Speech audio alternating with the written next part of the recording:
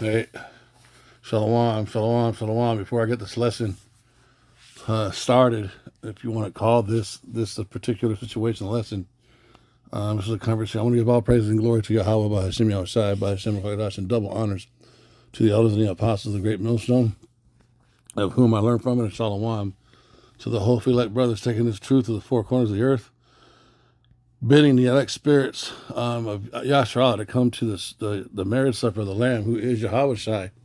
This is your brother Adah. And all I'm going to do in this situation is I'm going to post a conversation that I had today with my brother Shabai. He's another brother who also follows GMS. He's not an official member of GMS yet, but he does attend the GMS Atlanta camp where I go. So this is a very organic spiritual conversation him and I had today. And the Spirit just led me to post it. And before I posted, I asked him for permission if I could post our conversation. And he got back to me and said, yes, you can. But there's a lot of things in this. Whenever two or more are gathered in my name, in agreement, I'm in the midst of thee. And that's not talking about the name of Jesus, because that's not his name. His name is Yahweh Shai. He comes in the name of his Father, and his Father's name is Yahweh. They will know you are my disciples for your love that you have for one another. This is talking about the Hebrew Israelites. It's not talking about Christians. It's not talking about Edomites, so-called white people who call on the name of white Jesus. That's all of that is false and deception.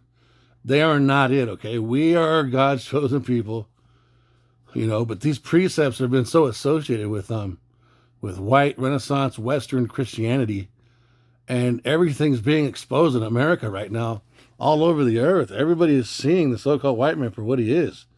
They're seeing Christianity for what it is. The Bible's true. The Apocrypha is true, but those books they belong to the Hebrew Israelites, not to white Christians and to Hebrew Israelites who call themselves Mexican or Latino, and to Judites who call themselves black, and they believe in the doctrine that was fed to their ancestors, the version of Christianity, the version of the Bible that doesn't teach anybody about Esau.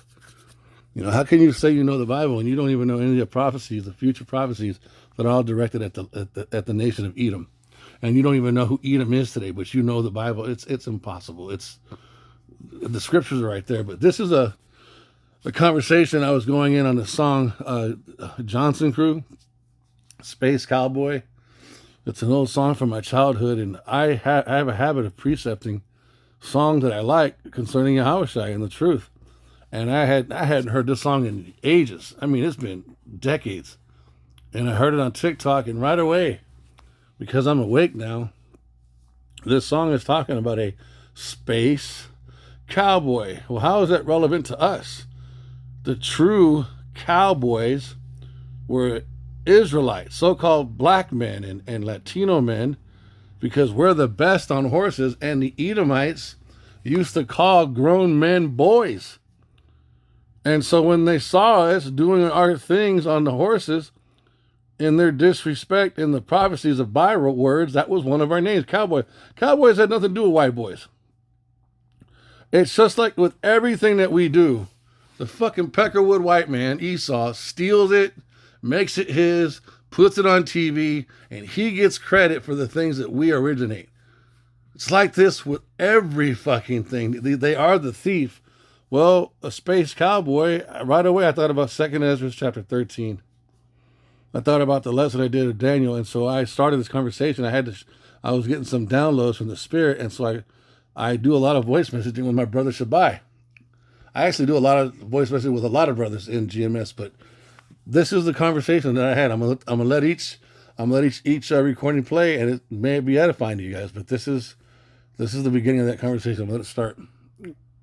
So like, a lot of times what I'll do, Shabai, with music that comes out of the left hand, no matter who it is, whether it's a Edomite rock band or a Jake rock band that looks like Edomites, or a Jake rock band, or a hip hop or R&B artist that's a Jake, or an Edomite, I don't care who it is, coming from the left hand, which is pretty much all music, I will precept it. If I like it, I'll precept the The And I'm sniffing. What you're hearing, that sound, that's me sniffing, because right before I called him, I was weeping really heavily under the Spirit, man, in my truck. This is a day of work. I was working. He's working. I'm going in between routes and dealing with customers, and just listening to the Spirit, listening to the lessons, and the Spirit was with me, bro. And it just one of those times where I start crying, and I shared that with Shabai. I'm gonna shut up now. Let it play. song of scriptures, and just this one, and just recently, was like, you know what? I came across. I was like, bro, I remember this song from when I was a kid. And this time I was like, dude, I don't know what they're talking about, but they're talking about a space cowboy in outer space. I said, that's Yahweh Shai, 2nd Ezra, chapter 13. And this is the second time. So just like, I think that I did this last week where I was like listening to it and I was thinking about, damn, you know, it's a childhood. It's got a really kind of like a cartoony, spooky / theatrical theme sound to it. I was like, hold up, bro. Look at all the times, you know, we know that Yahweh Shai was Solomon. Read King Solomon, who was challenged on the throne by one of his brothers, but he was prophesied to rule. And to authenticate his rulership, King David said, put him on my mule. You jump to the New Testament, and he's sitting on a mule. And the people are calling him Son of David. Well, when he comes back, what's the mule of King David? It was the official symbol of power, right? A vehicle. Horses. This is the ancient world, bro. It's like how many hundreds of years before Yahweh even showed up? Super, super ancient times. You know, people lived in tents and created palaces out of, you know, mud and shit. I mean, they were nice buildings, but it was just different than today. Well, when Yahweh comes back, what's he going to be riding? He's going to be riding on Yahweh's mule. What? The fathership, bro.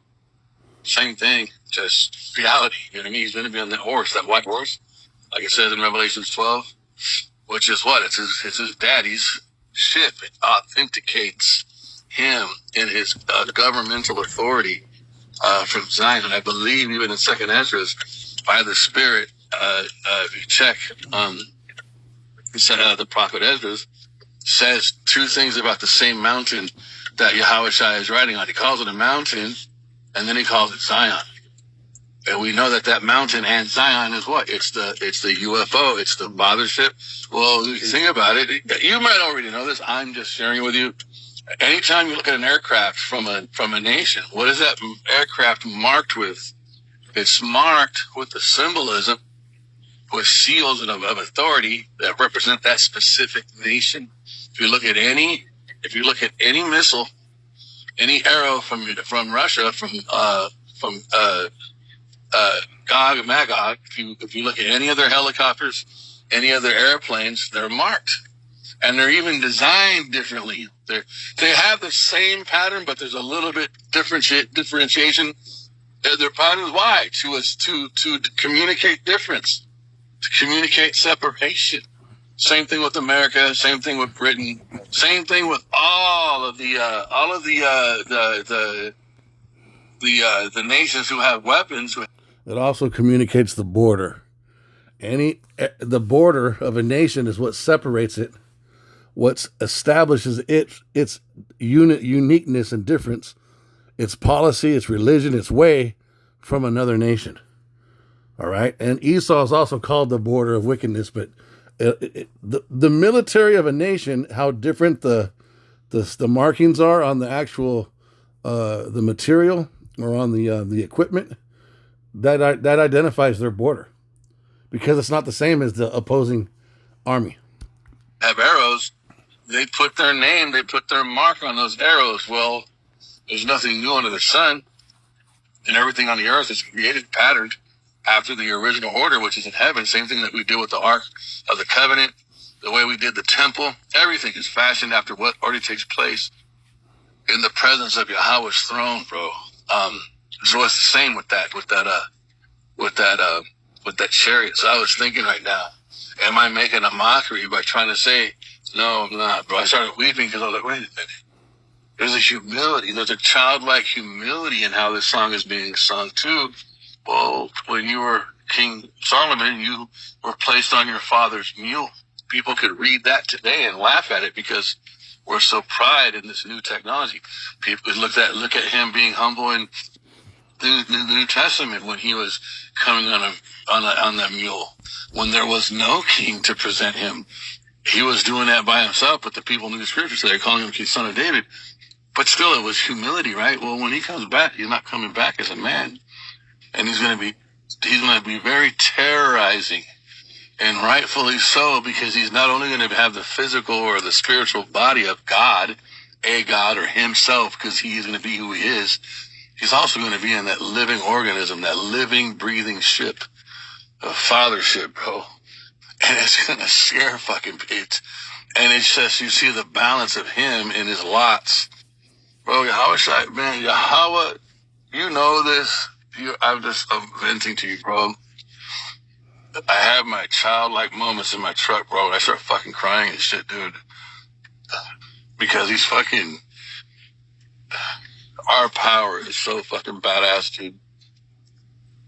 And he's sharing with us his personal secrets that he doesn't give to anyone else. And it's like, damn, we committed adultery on you, bro. And adultery can't even take Shabbat. Adultery can't even take place on the left hand or right hand in the heavens. It can't even take place. He had to create a dimension called earth, a dimension called the universe. He had to, in his wisdom, he had to create a place where judgment could exist under the sun so that he could display the brilliance of the balance of his judgment. Because if he didn't create flesh subject to vanity, nobody would sin. And if nobody would sin, no one would get to see how he judges it. No one would get to see how he redeems a specific seed line from it. Do you see how, dude, he created 18 fucking nations, bro. He only gives his promise to one. Eventually, after he judges them all, they will get the benefit of learning the law underneath us, and they will be happy for that, bro, after they get done serving their balance of slavery. But they'll never have the law, statutes, and commandments in their DNA like we will, but they'll learn from us, right? And the whole universe will grow as a result. But look what it took to get everything to that place, bro. Yahweh, while Yahweh Shai, had to take adultery for a couple thousand years in the span of eternity to then be able to establish the righteous, holy balance of his judgment, how bad that type of betrayal is. And then to realize at the end, like, wait a minute, hold up. We're down here cheating on him, or had been cheating on him, but it can't even take place in his presence. It just won't happen. He chose, 2 Ezra chapter 6 says, explaining ancient spiritual past. He thought it all out before he did it. And he told himself, you know what? The only way they're going to be able to see all of me, my right and left hand, and what I'm going to do, I'm going to have to take a hit from my own life. I'm going to have to take a hit from my own nation, bro. My own children are going to have to betray me. That's the only way I'm going to be able to do all this. And in my wisdom, I'm going to accomplish it all. Yahweh Shai has to go and die. Bro, I'm scratching the surface, dude. I'm not even doing this justice, bro. This is our power, bro. This is who we are. This is who we sinned against. This is who we are being redeemed back to, bro. Fuck, man. Bro, he visited. I just did a lesson. I had to speak it. My last lesson I just did. And I'll start up with this because I'm running out of time. It's on the clock. So I'm going off in 10 minutes. He visited us in Babylon. Bro, we were in jail in Babylon. He put us in jail. He put us in captivity because of our previous adulteries. And what does he do with Shadrach, Meshach, and Abednego? He comes visits us. What does he do with the prophet Daniel? He gives him the interpretation of all of the king's dreams. What is that? It's a form of visitation. We were in punishment, and he came to visit us in jail. Bro, I got 2 stories that match that when my mom came to see me in jail. I had shots. You should promise me that we're not going to fight if I come visit you. And from that point on, we stopped fighting. And she came to see me another time when I was in prison. And you know, the spirit says to call wisdom your mom and your sister and your kinswoman, and Israel's the mother of us all. And I saw the connection. A coma moment, bro. Yahweh Shai was present when I was in my sleep, when I didn't understand. Just heavy fucking shit, Shabbat, bro. You serve a power, bro, that is so beyond awesome. I ran out of time, but anyways, I don't want to overtalk. I'm right here picking up I'm in an emotional state, dude. I'm staggered right now. Have mercy on me, showing you this side of myself. Not trying to come off as a bitch or a fucking little punk. Yahweh Taza Bawath, Yahweh Alashaja, the demon-like power, the Yahweh Shai, bro. They're staggering, bro. They're altogether lovely, but they're also staggering. And it's like the seraphim say, and I believe it's in Isaiah, holy, holy, holy is Yahweh, Yahweh Shai Almighty, for the whole earth is full of his glory. Bro, he came to visit us. I just got that revelation. The book of Daniel, we're in Babylon because he's punishing us for 70 years, bro, because of our past adulteries. We're in punishment, and in punishment for what we did to him, he's still visiting us, bro. He came to see us in jail. I have a background of being in juvenile. I started getting locked up when I was 12 and 13. Couldn't stop. And then by the time I was 18, I did 3.5 years on a 5-year sentence. So I did a total of 6 or 7 years in the system in the beginning stages of my life. I understand what it's like to get a visit when you're in jail. I just got the revelation of that part in Daniel. Like, wait a minute. We were in punishment, and rightfully so, because we committed adultery against him multiple times. So he led us into captivity to Babylon, and then he comes and visits us in Babylon. Just brilliant, bro. Like, brilliant, lovely. There's no one like him. And then this doesn't even take place in the heavens. The left-handed Elohim cannot and will not commit adultery against Yahweh. It cannot exist up there. It can only exist down here with flesh. That's how absolutely sovereign, powerful, and high the Most High is. He had to create a place where unfaithfulness could exist for him to judge. He had to make it happen. Because it just won't happen. It won't happen. And this doesn't justify it. But this goes into that plot armor. The fact that the earth is a movie. Holy fucking shit, bro. Which again displays his sovereignty. I would never create a wife that would cheat on me. Are you fucking crazy? Do you know what that's like, Shabai? I learned that right before I woke up too, bro. I did not know what it was like to be cheated on my whole life. Before I got fat and all that shit, I had this, oh my God, this last girl that I was with. It was totally sovereign. She was a scourge. I don't know. You don't want to know what that's like. You don't want to know what it's like to love a woman and for some other dude to enter into her.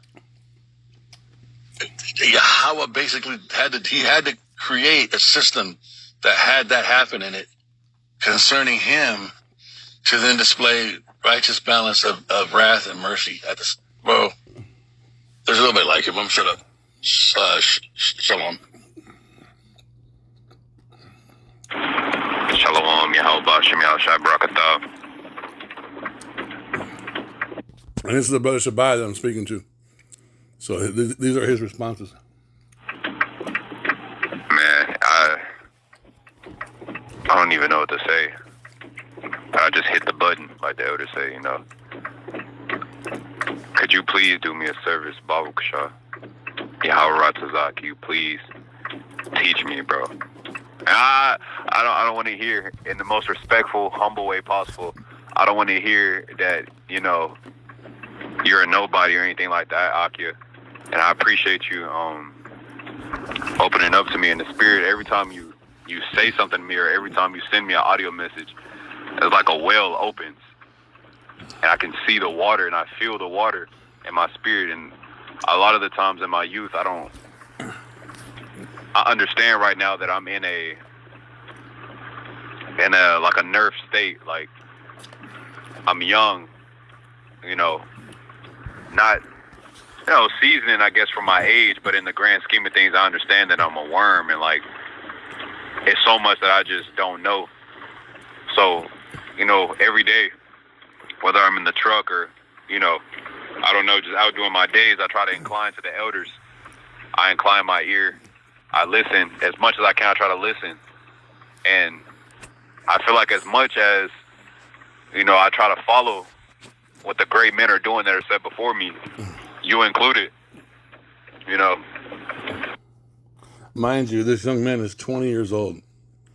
And I think he's only been awake 8 months to 12 months.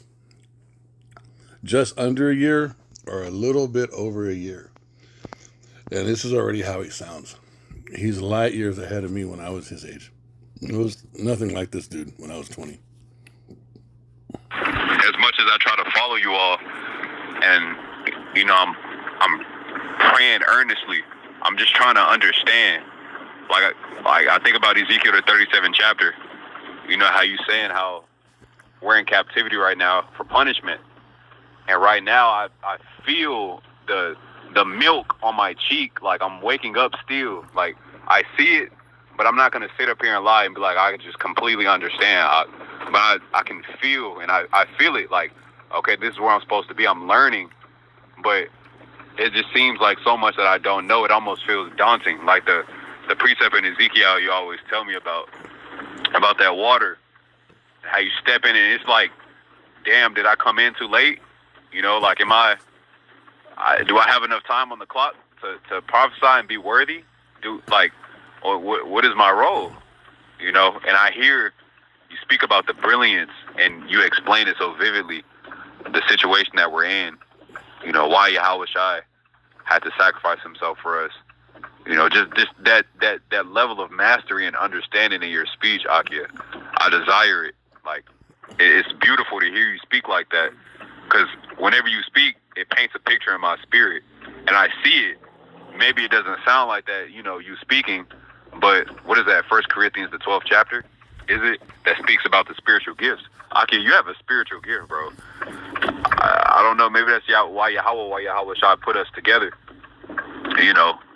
Because the things that you speak, Akia, and the wisdom that you the doors of wisdom that you offered me too, it's almost like I don't even know what to say. It's like it's so much going on around me, and I think about the precept about the honey that you taught me. Don't eat too much honey or you'll throw up, bro. I feel like I'm throwing up every day, and it's like I feel like I have to scarf down so much to where, I feel like I came in late and I'm trying to catch up to everybody, and I know that Yahweh Shai requires a lot out of me. I just feel it in my spirit. I try to do a video every day. I try to read overly. I try to, not doing too much to where I'm just killing myself, but this sense of urgency, that fear, I feel it in my spirit, and I know that that's something, and I was thinking about through the spirit, how we go to camp, and I was Kasha Qual, the Gadite brother, on the side that I be on. I know you're there with is it Shamak and the other brothers, but at the bar camp that I'm at, just the other group of brothers, the beloved brothers. It's this brother. His name is Kasha Qual. He's the Gadite brother. I think he has like the green eyes. He looks like Steph Curry. Shalom to that, Akim, through the spirit. But bro, the way he teaches, it's like when I listen to you and when I listen to him, the way that you all teach and break it down to me, it's like it makes so much sense, and it gets me giddy in the spirit every time I hear both of you talk. Because it's like, bro, it's so much that I don't understand. It's like I just want to understand, but I gotta eat the roll, bro. It's so much. It's so much brilliance. It's so much wisdom. It's almost daunting. It's like, holy shit. Like, I'm just trying to gird my loins and take it like a man, along with everything else that's going on in my life. Like, I feel like I'm on a accelerated course or something. Like, it just feels crazy, man. It's a lot to balance through the spirit. But I brought him up because I look back on like his page or the GMS pages, and bro, he's been preaching for 10 years 11 years. And I'm like, damn, Yahweh Shemi Al-Shai had mercy on somebody for 11 years to be preaching this word. Like, bro, that has to be divine. That's not normal. You know, and I think about, like, bro, it's, oh my gosh. But no, Aki, you're not, it's an honor to hear you speak through the spirit and power of Yahweh Shemi Al-Shai, to hear him speak through you. You know, it's an honor to listen. And please just teach me, bro. Like, I can pull up on you, we can make time, but please just sit down with me and just talk. And I'm going to take notes and I'm going to listen. And I just need to be a sponge right now, Aki. You know, a servant to all my brothers, the beloved brothers that labored before me. You know, I've been praying for a spirit to stay humble and meek and listening always. Be a servant. Be the least of everybody. You know, maybe that's my lot. I don't know. You know, Yahweh Shemi Al-Shai, you know, Lord willing to show me. But just understanding that there are men that are set above me, that labor before me, and to use that and to lean into that, you know, because Jake go through his own things, you know, and Jake needs to learn how to balance more. And please, Aki, like, please, Baba Kasha, let me come to you, or you come to me, however, whatever I need to do to make it work. Do me the service and just talk, just preach, just ramble, like how you just send me these audio messages. That right there, like, just allow me to listen through the spirit and just learn. And Lord willing, I can do my part for the ministry, you know. But I can't even respond to everything that you said because I'm just trying to intake it. I'm going to listen to it again. And throughout my day, I'm just going to listen to it. But I'm at a loss for words. And he continues, I don't even have the words or wisdom yet to respond to what you just sent me. But he does. Just listen, and then this is my response. So all I'm going to say is this, and I'm going to use you as the example. You got to understand, I was watching my brother, Jose Yashimai, excel in the Paleo Hebrew. I was watching other people. For some... And also, Akia is how you say brother in Paleo Hebrew, and Akwath is how you say sister in Paleo Hebrew, but most people say Ak for short because it kind of sounds unusual when you say Akia, but that's how you say brother in ancient Paleo Hebrew, the Lashawan Kodash, and most brothers just say Ak for short. Reason, it wasn't until you showed up, me also understanding that you're young, but seeing you also accelerate in the Paleo Hebrew, that sparked a tenacity or that's a synergistic. Because for me, learning to pray in the Paleo Hebrew was and is difficult. It's difficult for everybody, but for some reason I was finding it I'm so spoiled at getting downloads that I wasn't instantly learning how to enunciate Paleo Hebrew. And I was getting frustrated, and then I was starting to get nervous because I was like, I got to learn these prayers, man, because it's prophetic. It's in the Bible that he would return the ancient tongue to us, the holy tongue, and that we would call ourselves by Hebrew names, and that we would begin to learn how to speak our language again. Our entire heritage has been removed from us, you guys, as a form of punishment. And to learn how to pray in the ancient tongue, the Lashawan Kodash, and call out upon the true names, you have no idea how powerful and how uniquely exclusive that ability is. Because no one on planet Earth is calling upon the name of Yahweh or his son Yahweh Shai, and they're definitely not doing it in the original Paleo Hebrew. You got to understand this. So many people try to say we've made up we've created some false language. No, it's prophecy, and they're devils, and that's why they speak like that. But we're the true Hebrew Israelites. So I'll let the video continue. A motivating factor. In fact, I need to ask you a favor, Baba Kasha. You just recently posted another praying video, and I was watching it yesterday, and I didn't finish it, and I'm like, why?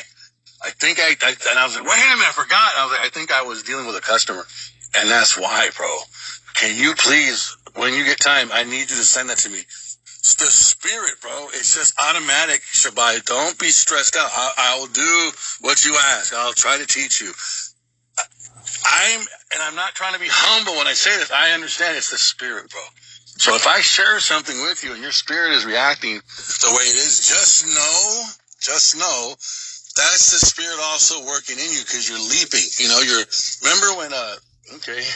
remember when Elizabeth and Mary they were both pregnant? One was pregnant with Yahushua, the other one was pregnant with John.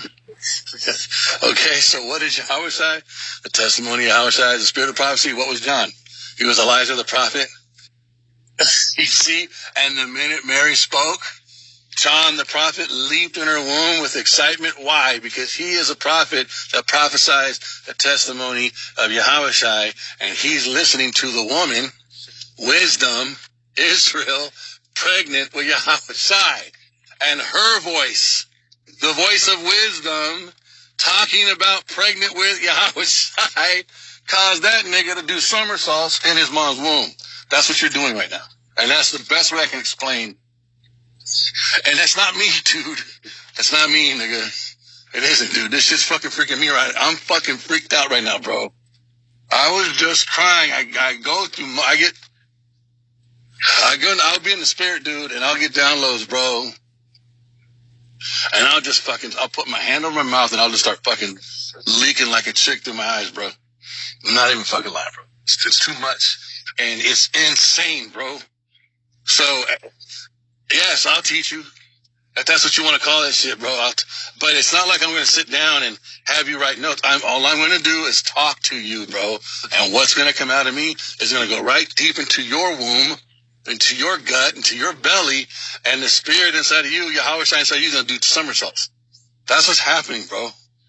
And over time, you will speak the same language. You'll take on. It'll happen. It's just us. It's very simple, you know. But I need you to send me that video of the prayer that you just did, because for some reason, that's how it works, bro. We listen to each other. When he sends them out in twos, they help each other, bro. And you writing Paleo Hebrew and you doing prayers, whichever one it is, for some reason, man, I react to it more. It's more tangible. It's easy, you know what I'm saying? And I'm provoked, so I need that from your ass, too. Put them fucking papers on my desk, goddamn. And I'll do my best to put my papers on your desk, motherfucker. You know what I'm saying, dude? So, nah, nigga, I ain't teaching you shit. The spirit's doing it, man. I ain't doing this, bro. This ain't mine. I'm just talking about it, bro. I hear you, dude. I'm just as staggered as you are, bro. You need to understand, it's not me. She's showing us, I'm like, fucking crying like a little girl, dude. And I said that one out more out of like, it's like getting, like releasing pressure. Like, here, I need to guess this is too much, bro. It's too much, Shabbai. And so this is his response, last of the message. And then this is the message. Look what do you see? You see 3 lines. You see ancient Paleo Hebrew, starts from right to left. You see the transliteration, which is the English spelling of how it sounds, and then you actually see the English underneath it. And this guy's 20 years old, man. And he's not learning this in any American school or any Christian church. This is the fulfillment of prophecy taking place as he follows the prophets, the elders and the apostles of the great millstone. I'm going to let this play. All right, shalom, shalom, shalom. First and foremost, I want to give all glory, all honor, and all praises be to our Heavenly Father through His only begotten Son, our beloved Lord and Savior, Yahweh Bahasham, Yahweh Shai Bahasham, HaGodash. And next, double honors to the elders and the apostles of Great Millstone, who rule well, who teach well. Peace and salutations to the hopeful elect, the Tabernacle of David, which consists of the 144,000, as well as the men, women, and children that make up that large multitude, in whom Yahweh, Bahashim, Yahweh Shai, will have mercy upon in these last days. I'm your brother Shabbai, and I've been getting a few messages, you know. And it shuts off, but he's got other lessons on his channel that show you this. And you can, let me pull this up. Let me pull it up. You can see it. Tawada Yahweh, Bahashem, Yahweh Shai, Kaya, Kanka. Let me see. Tamyad, Babakasha, Shamarayan. I can't see that word. Let me see. Samayam, Wa, Sha.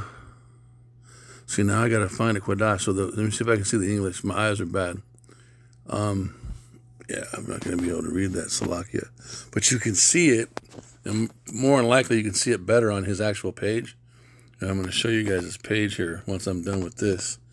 But this is, all I'm really doing is showing you a random conversation. It just started with me sending him a message, and these were all the responses back and forth.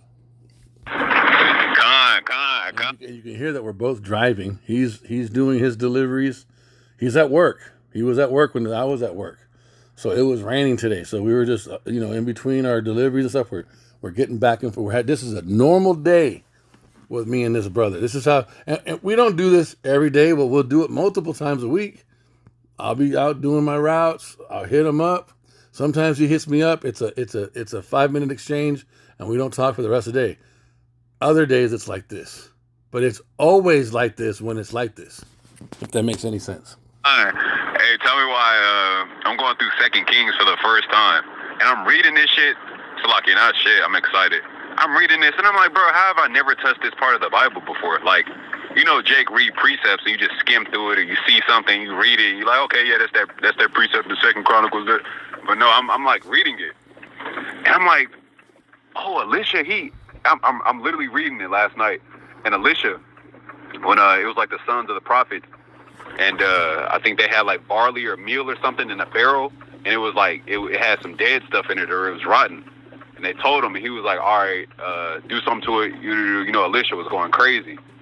And I think that's that same chapter where he healed that woman's kid that fell on his head. But nevertheless, he was feeding them out the barrel, like he was feeding them. And in the bucket, it didn't go down. Like the substance of what he was feeding them, it didn't require of itself. So I'm reading this, and I'm like, bro, this sounds like Yahweh Shai when he was breaking the fishes and he was breaking the bread. And then I went to the precept in John 6, and I saw that's exactly what Yahweh Shai was doing, and my mind fucking exploded. I was like, oh, shit, oh! I'm in my fucking apartment. I'm like, oh, shit, I'm getting hyped. I'm like, damn. It was almost like Yahweh Shai, he's like the Uno card with the 4. It got every color on it. He was doing everything that every prophet did before him, but he was like Yahweh Shai. He's like the ultimate prophet. He's the ultimate remix beginner originator. That shit's so hard, bro. I had to just share that with you, bro. And then my response was Khan, or like, yeah, amen, agreement. And so some minutes go by, and I'm handling a customer, and then I get back to him. Everything you're saying, bro. Shalom, shalom. Sorry, I forget, because I'm doing deliveries and I'm running around. I'm signing invoices and getting tanks out the truck. So I'm listening to you. Then I'm having to stop. So it was like about 45 minutes before I responded. That's why I was saying sorry for the late response. And then I'm communicating with other people. When are you going to be here? What's your time? And so, but I'm listening to you. No, so listen. Everything you just said in response. It's all perfection, bro. You're speaking right. You're thinking that you're not. You're dealing with the youthful, that exuberance. There's nothing wrong with it, but remember, you gotta, so you don't drive yourself crazy. Eat a little bit of honey at a time, or you're gonna vomit up. And what it means, I think this is me speaking as a man. I don't think honey. Well, if you're vomiting it up, it's not that it's a toxic or a poisonous. It's probably the way the human body is designed. It can only take so much at a time. You gotta process it. If you think about wisdom, like that precept with Ezekiel, right? This is a grown man, he's a heavy prophet. And I like what you said about Yahweh. It's the truth. He's got all the colors. Every powerful man of Yahweh, Yahweh Shai, is what is created in the image of Yahweh. But who's the first? Who's the first creation? Yahweh Shai, dude. You're not gonna do anything above him. right? He's the ultimate big brother, bro. So, yes, there is a little piece, a fiery piece of Yahushua in every amazing prophet, bro. And then when you see Yahushua, he masterfully displays everything, and he does it in a way that's not. It's weird. It's weird. He doesn't. He could be, but that's not his fragrance. He could be so intimidating. I mean, he is intimidating, bro. He is. You start to get. Well, let me take that back. It's not that he puts that on us, but to see him and everything that he is, it's staggering. It's if you get nervous, you get scared, you fall on the ground, and then he'll what does he do? Well, John, he picks him up, says, "Fear not." He has to do that. He's so intense. You're gonna fall over when you see him, but he's gonna, because he's so beautiful and he's so sweet in his fragrance with the elect. He's not like this with everybody, dude.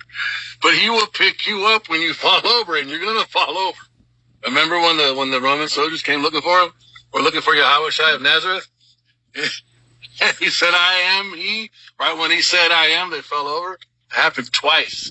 Right before they took him to the cross, he said, "Who are you looking for?" The second time they said, "We're looking for Yahushua of Nazareth." He said, "I told you, I am him." And they fell over again, bro. Them falling over was a different type of falling over compared to when John saw him on the island of Patmos and he fell down. There's just difference. There's a difference when we do it compared to when they do it. But all that stuff you're saying it's valid, bro. And what you said about Kasha Quala is an extremely heavy brother. Very deep revelatory teachings. He was just teaching remember just 2 weeks ago? Was it 3 weeks? 2 weeks ago with the when we all gathered together. Everything he was saying, man, is just fire, bro. So that's pretty heavy that you say that. But no, he is a very intense. I think he's a captain, bro. I think he's a very intense man. So, but no, dude, don't freak yourself out, fucking spy, man. I'm not, and again, dude, I'm not telling you what to do. This morning, you gotta understand, this morning was under the spirit of, I have to share this with someone. And I was led to share it with you. I had to get some of that off my chest, bro. It had to be. So just know, when Yahweh, don't be so, what's the word? I get it. You're attracted to how Yahweh has created me to speak. I've been told that my whole life, bro, that I have a gift for communication. It's in its service. It's in its perfection when it's in service of Yahweh by Shekoseh. That's why I was even given it. My whole life I've been able to communicate things. If I was excited about them, blah, blah, blah, blah. I've been able to do my whole fucking life. He was always giving compliments. Cool. What was the point of it though? It's really to exalt Yahweh by Hashem Messiah. Now that I'm getting glimpses of him in his truth, dude, I totally hear you.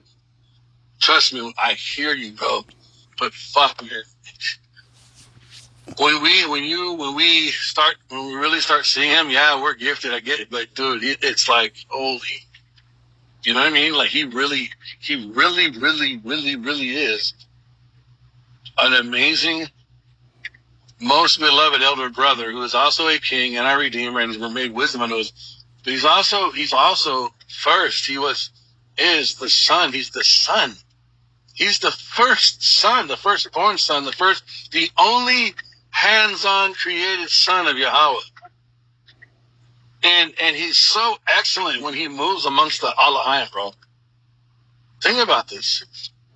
He moves through them, amongst them, around them, in honor. Bro, when he was in Jerusalem, when he was in Israel on the earth as a man, did you notice he never cussed out the demons? He never cussed them out, bro. He just said either silence or get out. That's all. It was, and they would listen, but he never insulted any of them. I understand this. And I think I'm like, wait a minute. What the fuck? Wait a minute. How did the left hand get to the point?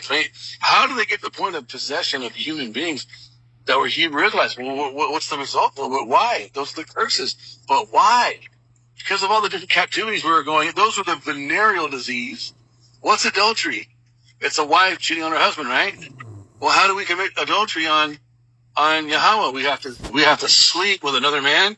We have to worship an image, a system that's not his. Okay, well, what's demonic possession? That's the venereal disease afterwards. You get an infection. You rightfully got sick because you let something enter into you that was not your husband. Yahweh understood all that. So he wasn't going to cuss out the left hand. See, Christianity doesn't teach us any of this, bro. It's like he was removing them from they're supposed to do that if disobedience takes place. They're kind of like the evil correction of the righteous nation going off, bro. Like that's one aspect. He never cusses them out. They're afraid of him. And when they start saying too much that they're not supposed to reveal at that time, keep your silence. Boom, they shut up.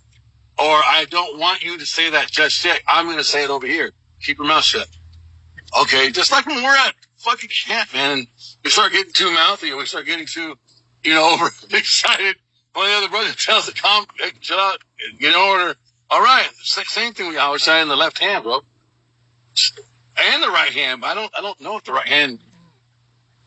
See, it gets deep. Anyways, a lot of what you're saying is right on, bro. Just don't listen to how I could. Don't try not to allow my ability to communicate these things because it's attractive. But the reason why it's attractive is because Yahweh Shai is he's handsome, bro. And I mean that in all non-giddiness. But he is it, bro. He's it. He's the dude that you're proud to be a relative to, and you get to see his beauty and be like, man, that's my older brother, bro. I'm under him. Like he's the heir, and dude, he's with you, bro. We're the hopefully elect. Dude. Oh my God, bro. The gift that Yahweh has given us in Yahweh Shai, it's insane, dude. It's insane. We get to be counted with him, bro. If we are the elect, we get to be counted in him. In front of everybody, dude. Eventually, it says that there's a precept in Ezekiel that everyone's going to know why we went off and what happened to us was because we went off, but that we were also restored. Everyone's going to understand the plan of Yahweh in perfection, and as a direct result of them understanding everything that we went through and everything that we did with him and everything that he restored us to and how we stood for him again, they're going to bow to us in glory because they're going to know there's nothing in their history. There's nothing in any other nation's history that shows a record of Yahweh B'Shem Shai walking in the midst of those nations the way he did with us. And they're going to just, by default, they're going to acknowledge it like, damn, you really were the apple of his eye, and you really just left him too, even though you cannot. We never left him. You understand? We have that, Shabbat.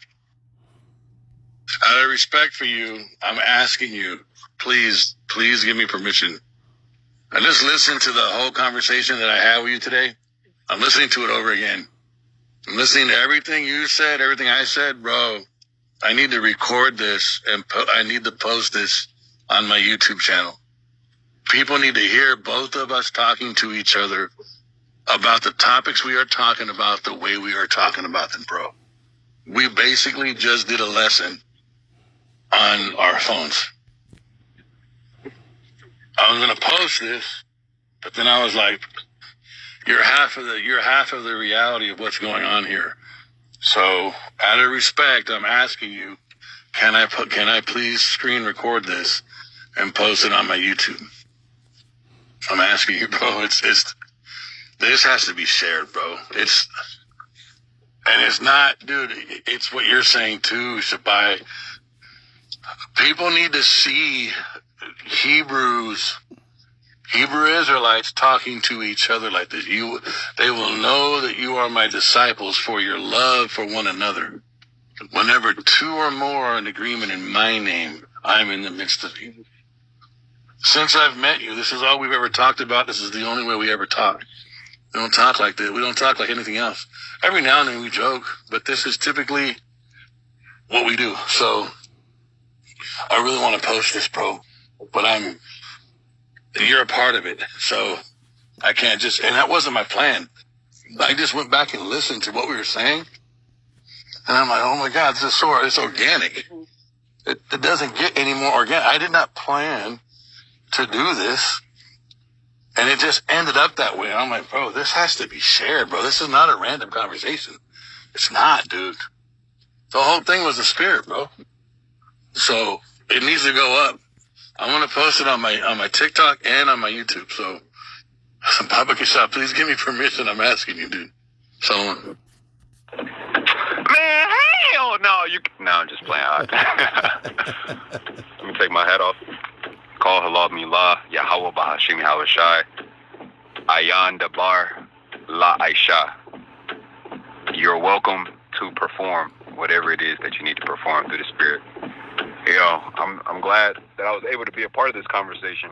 I'm at the plantation right now, but when I get home, I'm going to rest up and I'm going to download this conversation, or I'm going to try to save it, like the audio messages, and get some precepts and just meditate, bite on it, you know, in my alone time, because this was very deep and edifying. But of course, you can use it. Of course. Shalom. And with that, before I say this is a 20-year-old so-called black man in America who has awakened to his true Hebrew Israelite tribe of Judah identity. And he is following, at the best of his ability, the elders and the apostles of the Great Millstone, GMS.